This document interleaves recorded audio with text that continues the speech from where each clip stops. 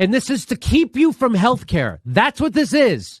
This is to keep you from health care because she's a gutless wonder who will not do what she promised. And you don't get her to do what you want her to do by being fucking nice to her. You get her to do what she's supposed to do by ripping her to shreds, which is what I'm doing right fucking now because she has it coming. And it's not just her. They all do. She's the only one engaging on Twitter, which is why she's getting it. What it takes is courage from gutless wonders like you, AOC, you fucking phony. And you're revealing yourself. And I am just writing it down. We are You're doing it. And we're marking it. This is her outing herself as a gaslighting motherfucker because you're broken, because you're corrupted and co-opted. And now we got to lay on you as hard as we can. Everybody sees through you. Everybody sees through you. You don't think people see you? You don't think people see what you're doing? You don't think everyone knows that you got your start on my show? You don't think everyone knows what you are now?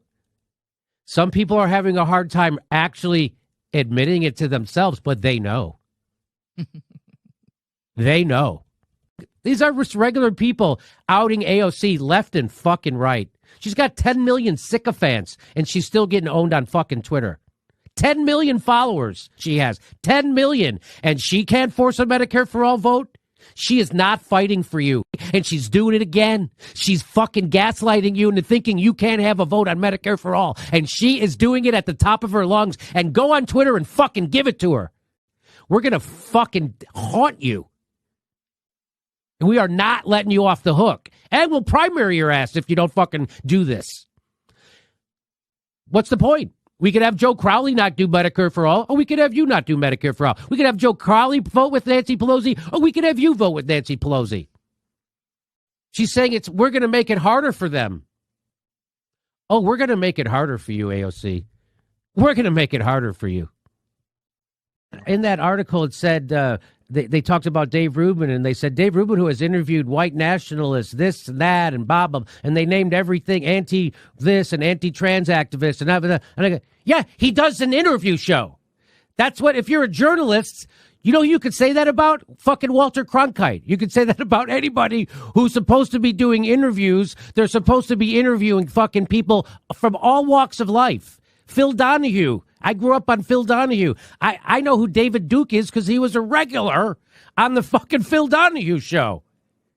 This idea that interviewing people who are outrageous is wrong, people who are way out of line with you politically, that is again, that is the establishment trying to control the narrative, and they're trying to keep you in your siloed away and fighting each other. That's all that is. And they're really ramping that up now because that's all they got. Because as soon as the Americans realize that this is a class war and not a left-right war, the establishment is fucked. And they're coming closer to realizing that. Now, while Tucker Carlson says lots of knuckleheady things, in my opinion, and a lot of people say he's a white nationalist and all that stuff. Guess who it is? It's this guy who people think is the worst guy in the world. They say he's a mouthpiece for white nationalists and all that. Well, why isn't someone else saying the things he's saying? Why is it Tucker Carlson who's actually sticking up for the middle class? Tucker Carlson, who has many views that I find vile and objectionable, invited me on, and I appreciate the opportunity. And Tucker has views that I find vile, but he also has views that I agree with. He's very critical of he's become increasingly critical of U.S. wars abroad. Let me just stop. Before you get to that? So people always say that about Tucker. Oh, he has these vile opinions, and I'm like, is it worse than an evidence-free red baiting conspiracy theory aimed at the president of the United States that you do on your show and ubiquitously 24/7, 365? Is it more vile than a fucking red baiting evidence conspiracy theory at the president? Because there's very few things that are more vile than that. Am I right? Tucker, I think, had a line recently where he said that immigrants make America dirtier and poorer. So that to me is a vile statement. And if I think you're mixing up a Louis C.K. act. I don't remember that. Whenever I show you Tucker Carlson getting something right when he is nailing something, the reason why I do that is because everybody likes to make fun of Tucker Carlson because he's dumb and he's this and he's wrong and all that stuff, right? If you think all the bad things about Tucker Carlson and his intelligence level and all that, which is the same thing people say about us, that we're dumb, and we are, and that's the whole point. The fact that if dumb guy like me can get this right, that just tells you that the people who are smarter than us are bought. Because Tucker and I are two knuckleheads. That's my point. People always, again, like to say, why are you propping up the not doing that, you assholes? No, I mean, It's almost as if the cops wanted the violence to happen. Now, lots of people have speculated why this would be. Why have the cops pulled back? I'll show you the rest of the video. It kind of gives you the impression they're all for this kind of violence. They wanted violence. There's no doubt that whatever the cops' strategy was, it was to whoever was directing them to not engage was doing so. And this is total speculation, but it's based on everything we're seeing. This isn't just out of the thin air. That whoever gave the order for those cops to stand down wanted there to be violence for whatever reason. You know, it's a Democratic governor, it's a Democratic mayor. Maybe they're Hillary Clinton supporters. I know for sure the governor is. And maybe they wanted to have violence break out to see, look how bad Trump is, you know, it's as a political thing. And to distract from everything else. So who knows? But so there is definitely something going on. There was an order given. There is definitely something happening. And I have a feeling we'll never get to the bottom of it. But something's happening. And so people are now saying that, well, it looked like the left and the right might come together over economic reasons to oppose the elite. This is a good way to split them up. So if you let all this violence and shit happen, there's no way that they'll ever get together, the left and the right. So that there's lots of now we have to speculate as to why that, because the cops are definitely doing something nefarious. I'm calling out the left, the people who claim to want this fight their whole life. It's here, and they ran for cover. So I'm calling them out and shaming them. Shame on the DNC, shame on the DSA, shame on the nurses union. Where the fuck are you? I don't need you to be my friend. Where the fuck? I'm asking you to answer for your own self. Shame on you. This is a big clarifying moment for the left right now. The people on the left aren't fighters. That's the problem. They're not fighters. The squad is not, they're not fighters. The DSA should be banging, they should be fucking hounding the squad right now to do this. They should be hounding them. They should be showing up at their houses, doing rallies. They're not doing anything. Oh, we've been organizing. We need to organize more. We do not need to organize more for Medicare for all. It's organized. The whole country's for it. We do not need, don't let anyone tell you that. We are organized. Now it's time to threaten the people who are in power that if they don't do it, you're going to hold them accountable. That's the only thing. Do you see how AOC is bending herself in a pretzel? Now she's scared. Why? Because I'm right. She doesn't seem upset. She doesn't see, her hair's not on fire. She doesn't feel the pain of the people who don't have relief right now. It's none of it. She acts like it's just like another day. It's another bill. And I don't know how we're going to explain this. This is certainly bad. Well, how are you going to explain that you don't have a plan? You never had a plan. You never talked to anybody to get a plan. And you didn't flex the leverage that you obviously and actually do have. That's what you have to explain. Not that the Democratic Party failed. That's for them to explain it. Why did you fail? Why did the Justice Democrats fail again? So much so that Cenk Uygur had to do a tear-filled fucking video. That's how bad it is. Cenk Uygur had to admit I was right. Well, of course he didn't, because that would take character. But everybody knows that's what that video was. And she's not upset. She's not upset. People are literally dying in the streets, and she doesn't seem to have any urgency, doesn't seem to give a shit. Now, she's technically for $15 minimum wage if she doesn't have to do anything to get it. Well, that's not why we sent you there. We sent them there to go do something, right? Yeah. And here's have to try to detach from it, because if I stay connected to it too much, it will upset me, especially when I get in the car and I see people under bridges and at every corner asking me for money. Yeah, and, in L.A. In L.A., in Los Angeles. That's how it is. I know. I'm from Chicago, just like you. So when I first got out to L.A., I thought it was going to be like the movies, like how it looks. And then when I was in downtown L.A., I'm like, holy, like I did a thing at the Mission, which is like the homeless mission. Yes. And on Skid Row. That was an unbelievable experience for me. Like just understanding what they have to deal with, what these people, and a lot of people in LA just can't afford the housing. Like I asked the lady, I was like, how many of these people have jobs? And she was like, 40% of the people that come to this homeless mission have jobs. So it's not like they're not working. They just can't afford it. And they're living out of their car or something. They can't afford to rent a place. So just the fact that they see all that and then they're selling this bill as some amazing thing when it's not going to do anything for that. Like it's hard to see that stuff. And so it does upset you. Like I feel you on that. And I see it every time I'm in Los Angeles, and it's like, come on, like what are we doing here? And then you see Ilhan Omar talking about it with a smile on her face. No urgency. No urgency. No urgency to help people. Couldn't give a shit. This week has been like the most amazing week of having the left and the right unite against Wall Street.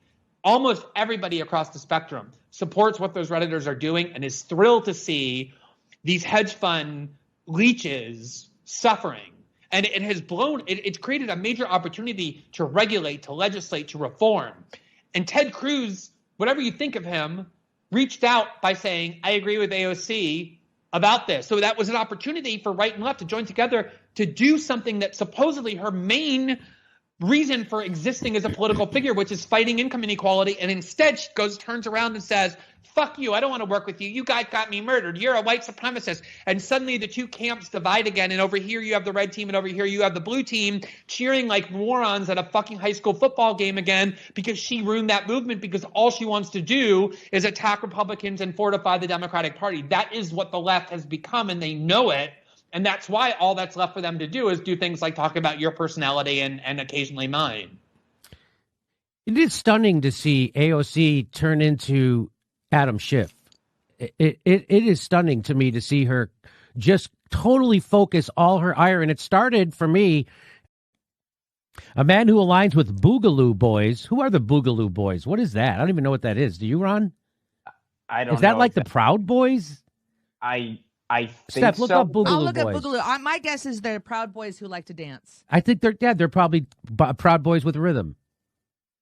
When Sullivan gave an in-depth interview about the Boogaloo Boys to the Star Tribune in July, posing with a gun, the FBI already had recorded him and Teeter talking about possibly shooting officers and blowing up a historic county courthouse in northern Minnesota with dynamite. So this guy went to the state capitol in Michigan, and he gave this speech.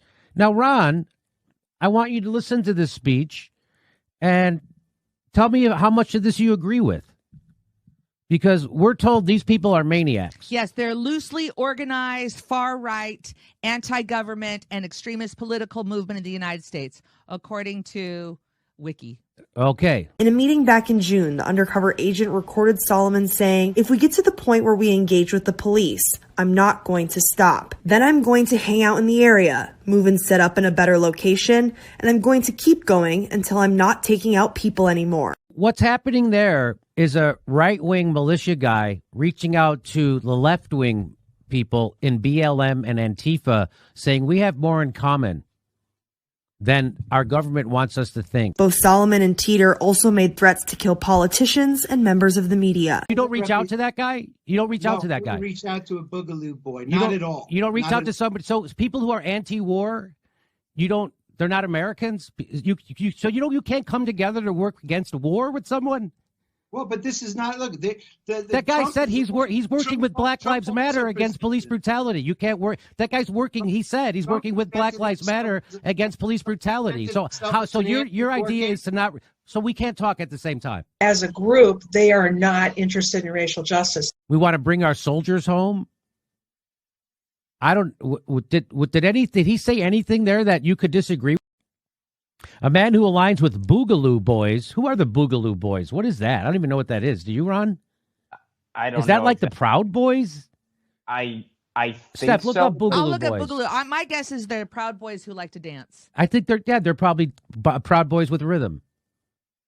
The most serious incident allegedly involving the Boogaloos occurred in California. A Boogaloo adherent, Air Force Sergeant Stephen Carrillo, was charged with assassinating a federal security officer and a sheriff's deputy. We got his gun! We are holding him on the ground right here! Chillingly, cops found Boogaloo slogans written in his own blood on his car. Boog, stop the duopoly, and I became unreasonable.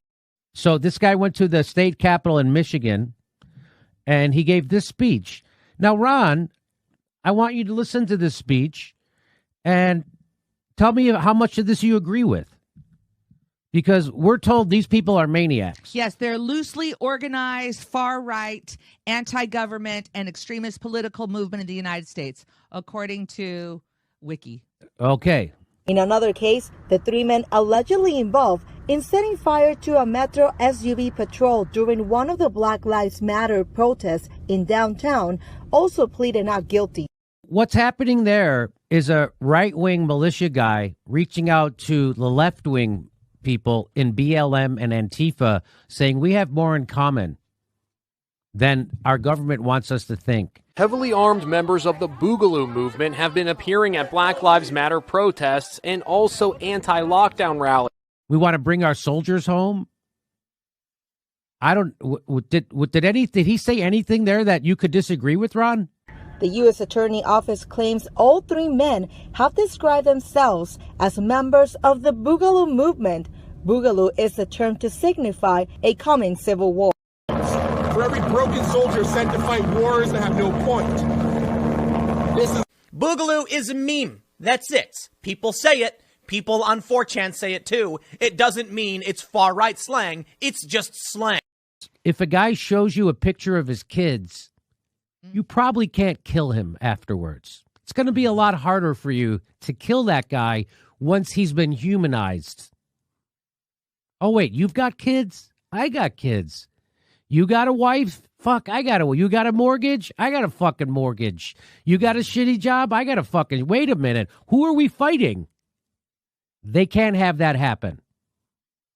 That's why it's called you can't fraternize with your enemies or else you'll get court-martialed.